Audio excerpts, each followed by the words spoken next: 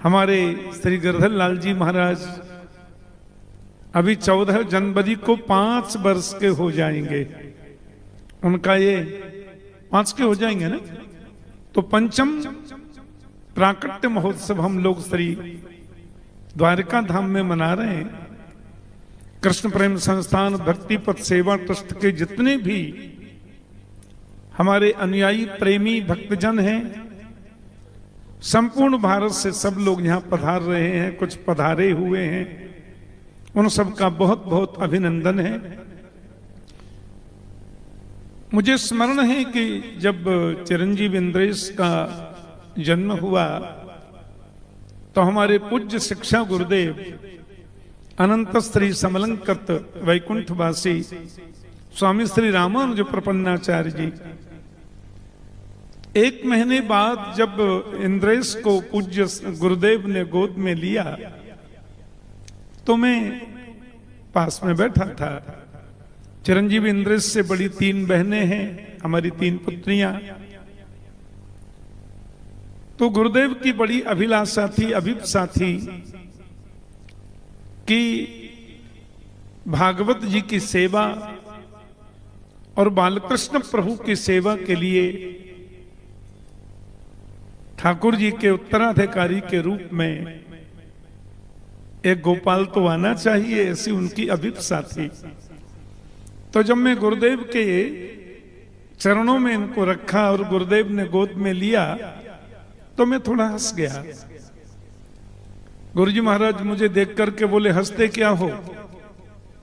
यदि मैं 10 वर्ष अभी और रहा तो तुमसे अच्छा विद्वान बनाऊंगा इंद्रेश को, ऐसा गुरुदेव ने कहा। तो हमने कहा, गुरुदेव आपका, आप महापुरुषों का आशीर्वाद है। नंद बाबा के घर में श्री कृष्ण जब पधारे तो बाबा की एक ही अभिलाषा थी। श्रीमद् भागवत जी में वर्णन आता है कि नंद बाबा चाहते थे कि हमारे पूर्वजों का जो यश है, परमात्मा की सेवा परायणता का, उसका संवर्धन हो, इसके लिए घर में पुत्र आया है। कदाचित यही अभिलाषा पूज्य गुरुदेव की थी कि भागवत मंच, क्योंकि गुरुदेव तो हमारे वैदिक वाङ्मय के महानतम विद्वान और उत्तर भारत में व्याकरण, वेदांत, श्रीमद् भागवत आदि समस्त शास्त्रों में वे निष्णात थे। तो उनके आशीर्वाद के रूप में चिरंजीव इंद्रेश प्राप्त हुआ गिरधर लाल जी की कृपा से। और सबसे बड़े आनंद की बात यह है कि संतों का बहुत आशीर्वाद है। भारत के जितने भी हमारे प्रिय संत हैं, सबका आशीष प्राप्त है। दास के ऊपर तो आशीर्वाद रहा, इंद्रेश के प्रति तो सबका वात्सल्य भाव अनंत रूप में हमें प्राप्त है। गिरधर लाल जी की कृपा से, भगवान द्वारिकाधीश की महती कृपा से ये पंचम पाटोत्सव, पंचम प्राकट्य महोत्सव यहाँ द्वारिका धाम में मन रहा है। और इंद्रेश ने हमसे कह रखा है कि 11 तारीख से 17 जनवरी तक आप कोई कार्यक्रम कहीं बाहर नहीं लेंगे, गिरधर लाल जी के उत्सव में आपको तो रहना ही होगा। हमने कहा, गिरधर लाल जी की कृपा है, संतों का आशीर्वाद है और हम उसमें उपस्थित रहें परिवार सहित, ये हमारा बहुत बड़ा सद्भाग्य है। तो नित्य यहाँ पर अनेक संत भी पधारेंगे, 7 दिन हम लोग सब दर्शन करेंगे। और पूज्य जगत गुरु जी महाराज से मेरी विनम्र प्रार्थना, उनके चरणों में विनम्र विनती, ऐसे ही कृपा आशीर्वाद बना के रखें। आप सब महापुरुषों का आशीर्वाद ऐसे ही प्राप्त होता रहे और श्रीमद् भागवत जी के माध्यम से अपने वैदिक सनातन संस्कृति का प्रचार प्रसार और जन जन में सनातन संस्कृति का जो सूत्र है, सनातन संस्कृति की जो महिमा है, उसके जो प्रकार हैं, उसको हम लोग जागृत करते रहें। और चिरंजीव इंद्रेश को बहुत यश प्राप्त हो रहा है, सबके आशीर्वाद के साथ में मैं आप सब लोगों का बहुत बहुत अभिनंदन करता हूं। मैंने कि ये तन, ये मन, ये वाणी ठाकुर जी अपने यश के लिए, किसी और के यश के लिए नहीं, केवल आपका यश गाने के लिए है। अब आप कृपा करो। पहला प्रणाम द्वारिकाधीश जी को किया, दूसरा प्रणाम पूज्य पिताजी महाराज के, पूज्य श्री गुरुदेव भगवान आज तक प्रथम कथा से पूरी कथा में विराजते हैं, पूज्य श्री रामानुज गुरु जी। आप श्री को प्रणाम किया और सही में यही शब्द थे मेरे।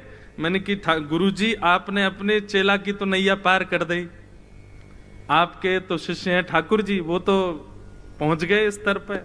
मैंने कि हम पे और कृपा करो। दासानु दासो भवतास्म भूय, आपके दास ठाकुर जी के दास हम, तो दासानु दास। तो सहज है कि दादा का प्रेम पुत्र से ज्यादा नाती पर होता है। तो आपके शिष्य ठाकुर जी के शिष्य हम। मैंने कि ठाकुर, हे गुरु जी कृपा करो, बस कैसे भी आज की कथा करवा दो और बस इनका स्मरण कर, गुरुदेव का स्मरण और गोविंद का स्मरण, दोनों का स्मरण करके जब कथा कही। आज 8 वर्ष हो गए सेवा करते हुए, आज तक ये सेवा अनवरत चल रही है, गुरुदेव की कृपा। और मैं ऐसा कह दूं तो कोई अतिशयोक्ति नहीं, भागवत व्यासपीठ के हमारे गुरुदेव श्री द्वारिकाधीश हैं, इन्होंने ही हाथ पकड़ करके बैठाया। और आज तक जो कुछ भी भाव वाणी से आते हैं वो द्वारिकाधीश जी की कृपा है। कृपा तो बहुत है, पूज्य पिताजी महाराज की कृपा, पूज्य नाना जी की कृपा, हमारे शिक्षा गुरुदेव पूज्य श्री सुप्रसाद उपाध्याय जी उनकी कृपा, पूज्य गुरुदेव भगवान कृपा, द्वारिकाधीश की कृपा, आप सब वैष्णव माताएं बहनें भाई लोग सबकी कृपा इस धराधाम पर प्रारंभ हुआ। प्रथम कथा हुई और उसी दिन एक ठोकर भी लगी थी हमको। ठोकर मतलब ऐसे नहीं चलने वाली, एक विशिष्ट ठोकर जो सबको लगनी चाहिए। जब कथा हुई ना तो प्रथम दिन की कथा इतनी बढ़िया हुई कि किसी को यह नहीं लगा कि ये पहली बार मंच पे बोल रहे हैं। और इस पर स्टैंप लगा गए रमन रीति वाले महाराज जी, बोले हमको लग ही नहीं रहा ये पहली बार बोल रहे हैं, ये तो ऐसा लग रहा है गर्व से ही बोलते आ रहे हैं। तो अहंकार मन में आ गया और मन में ऐसा भाव आया कि अब तो इंद्रेश निकल गयो बेटा, आगे खूब बढ़िया आएगी कथा। और उस अहंकार की चोट को पूज्य नाना जी देख रहे थे कि इसको थोड़ा अभिमान आ रहा है अपने अंदर। और वही हुआ, कक्ष में जब पहुंचे तो एक ही कमरे में थे मैं और नाना जी। तो मैंने कि नाना जी कैसी रही कथा, देखो कितनो जोर को बोलो, मैं कितनो बढ़िया बोलो, सब लोग वाहवाही कर रहे हैं सब लोग। तो नाना जी थोड़ी देर तो मौन रहे। वे लाला ये गलत कर रहे हो तू, ये गलत बात है। वास्तव में आज तेने अपने पिताजी से गुरु दीक्षा ली है। कितनों समय कितनी कथाएं गई गुरु पिताजी की, उस समय पिताजी की 1200 के लगभग कथाएं हुई थी। मैंने कहा नाना जी 1200 कथाएं गई। बोले जब गुरु अपने कृपा पात्र को दीक्षा प्रदान करता है, गुरु मंत्र कान में बोलता है, तो अपनी तपस्या का आधा बल अपने शिष्य को देता है। लेकिन तेरे गुरु के रूप में तेरे स्वयं के पिताजी हैं, तो इसका आधा क्यों देंगे, वो तो पूरा देंगे। तो लाला तू ये मान ले कि आज से लेकर के और 1200 तक कथाओं तक तू नहीं बोलेगा, तेरे पिताजी का बल ही बोलेगा। इसलिए अभिमान मत करना, कभी भी अहंकार मन में मत लाना कि तुमने कथा की है। ये तुम्हारे पिताजी की तपस्या, तुम 1200 कथाओं तक तो कुछ नहीं होगा, तब तक तो यही समझना कि पूज्य पिताजी महाराज के बल पे ही तुम्हारा सब चल रहा है। और जब 1201 भी कथा करोगे ना, तब समझना कि हाँ अब मैं बोल रहा हूं, अब ये मेरा बल है। इसलिए लाला अहंकार मत कर। बस उस दिन नाना जी ने ये बात समझा दी, उसी का प्रताप आज तक बचे हुए हैं। और ठाकुर जी से प्रार्थना करते हैं कभी हम आए नहीं। और हमने एक काम और किया, हमने की 1200 गिनती करूंगा, 1200 पूर्ण होने पर फ्रियों लगेगी, अब तो है गई 1200, हमने गिनती बंद कर दी है। अब हम गिन ही नहीं रहे कथा कितनी है गई। जितनी जीवन भर चलेंगी सब पिताजी महाराज के बल से ही चलेंगे, हमारा कोई बल है ही नहीं। न वलम ममैता, अपना कोई बल नहीं है। तो इसलिए भैया ये द्वारिका की मंगल मधुर भूमि है, ये सामान्य भूमि नहीं है। द्वारिका मां कौन छे, माखन नो चोर छे, गायों नो गोपाल छे, हे द्वारिका मां कौन छे, द्वारिका मां कौन छे। आज तो अगर ऐसो गालो तो कोई दिक्कत नहीं, द्वारिका मां कौन छे, बागेश्वर सरकार छे। हे द्वारिका मां कौन छे,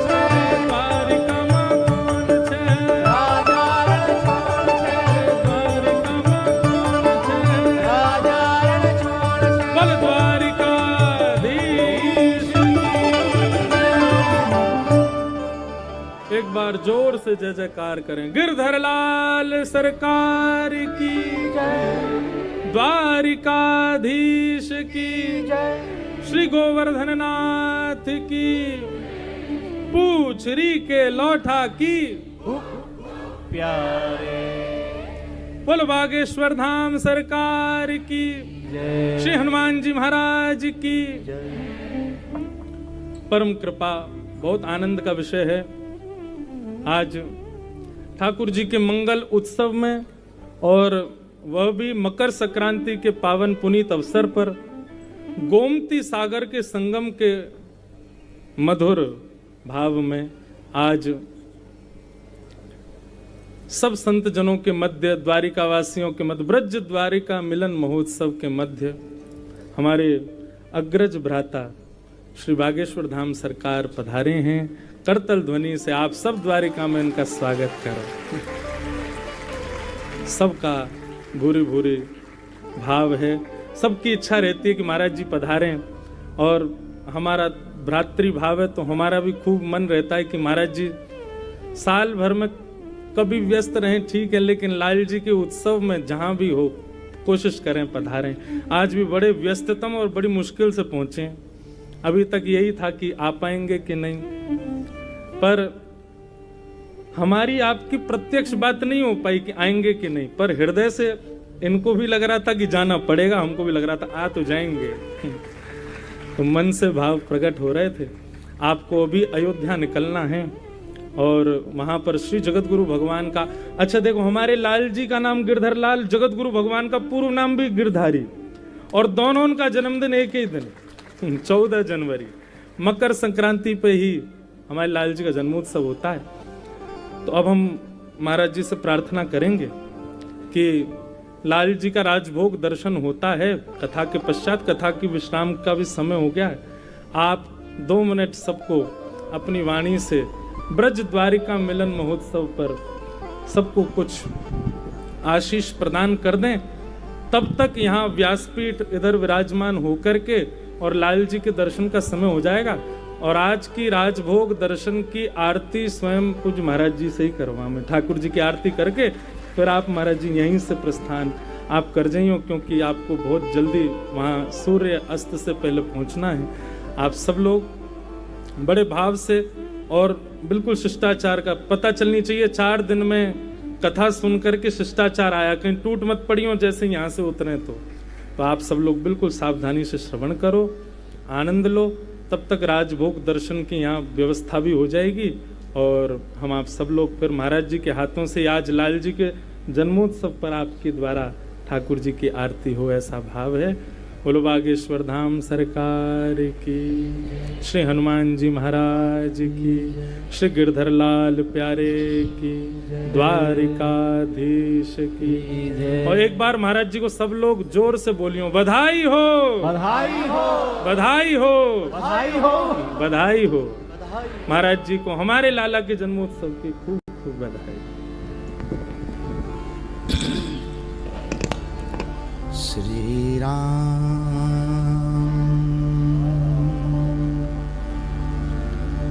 नमः गुरुभ्यो गुरुपादुकाभ्यो नमः परिभ्या परपादुकाभ्यो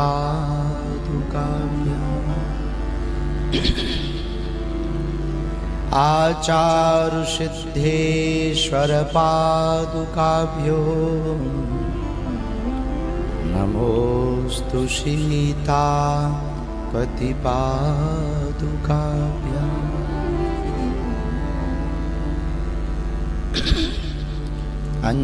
अंजनानंदनं वीरं जानकी शोकनाशनं कपीशमक्षहन्तारं वन्दे लंका भयंकरम्। माता मेरी राधिका, पिता मेरो घनश्याम, इन दो उनके श्री चरणन को बारंबार प्रणाम। राम मारे काहू को पापी नहीं है राम, आपहु से मर जाते हैं कर कर खोटे काम। डले रहो दरबार में, द्वारकानाथ के दरबार में डले रहो दरबार में, धक्का मुक्का धनी के खाओ, और एक दिन ऐसा आएगा आप धनी हो जाओ। एक दिन ऐसा आएगा आप धनी हो जाओ। बोलो श्री द्वारकानाथ भगवान की। भावपूर्वक 2 मिनट नाम कीर्तन करते हुए फिर जो ठाकुर जी की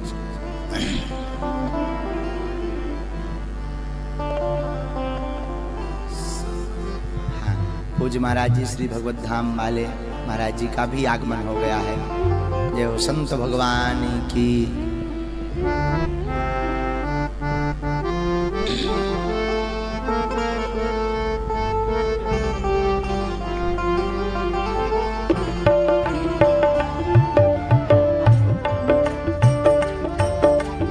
सीताराम हनुमान, सीताराम हनुमान, सीताराम हनुमान, सीताराम।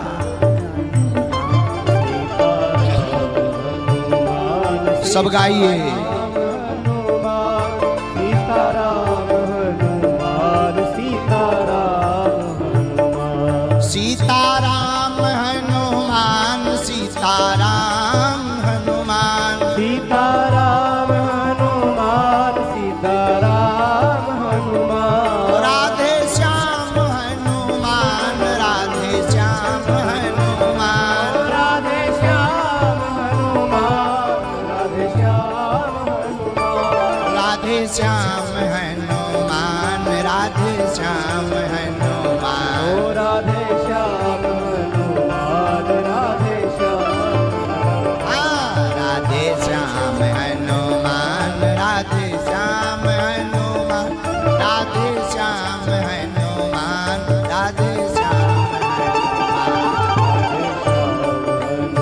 दोनों हाथ उठा करके सब बड़े भाव के साथ राधे श्याम हनुमान राधे श्याम राधे श्याम हनुमान राधे श्याम हनुमान राधे श्याम हनुमान राधे श्याम राधे श्याम हनुमान राधे श्याम हनुमान राधे श्याम हनुमान राधे श्याम राधे श्याम हनुमान राधे श्याम हनुमान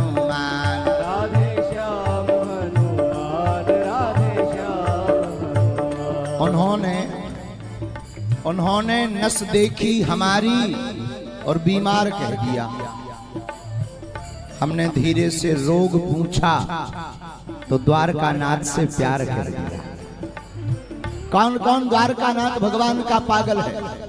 जरा दोनों हाथ उठाकर बड़े भाव के साथ सीताराम हनुमान सीताराम हनुमान सीताराम हनुमान सीताराम हनुमान।